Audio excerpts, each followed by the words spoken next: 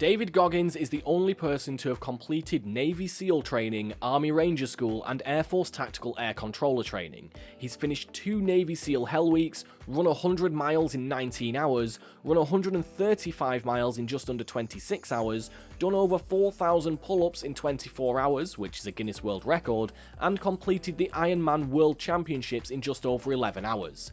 We could go on. We've assembled his 7 best nuggets of shiny gold advice to get you inspired for tomorrow. The 40% rule. There's merit in starting something, but for most, starting is not the problem. It's persevering that really brings you unstuck. Goggins believes that when your mind tells you that you're done, you're only really at 40% of your capacity. This is what many marathon runners call a wall, merely a mental barrier or obstacle that hits you at some point during a race. It's not about pushing yourself until you die, Goggins told Rich Roll in a new podcast. It's about not giving up when something is uncomfortable. That's what the message is.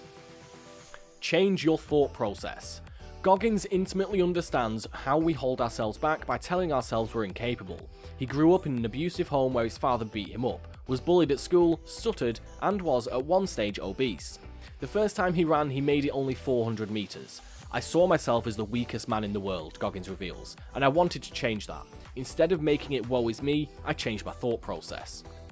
Slow down and refocus. Before you even set any goals, you have to give yourself time and space to think, says Goggins. To understand why and what motivates you, you first have to spend time alone, he adds, especially in today's fast-paced environment. Everybody's walking around looking at their phone. They go home and they flick through channels. They go home and talk on the phone. How are you going to figure out your purpose if you haven't figured out first in a quiet space what you need to do? The world is moving too fast. You have to slow it down and gain control. Carve out a time where you can just focus on yourself. Find a quiet space and turn off your phone to minimize distractions. Then you'll be able to think. Establish your purpose. In that alone time, says Goggins, ask yourself, what's my purpose? Why am I here? Why am I doing the things that I do? Keep in mind that your purpose won't necessarily align with your passion.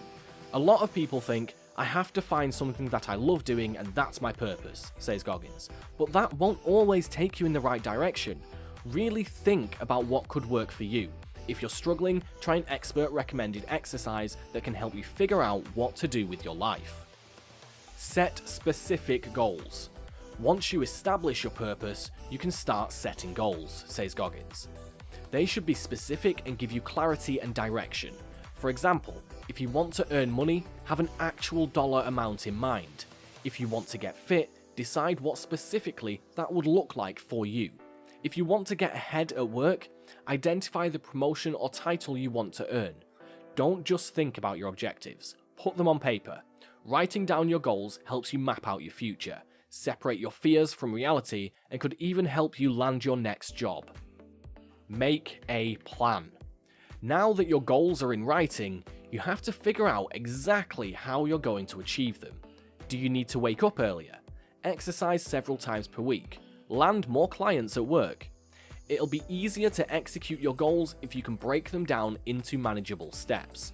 Plus, knocking out smaller tasks right away will help you build momentum. When making your plan, it's also a good idea to anticipate obstacles that might arise and come up with a way to deal with them.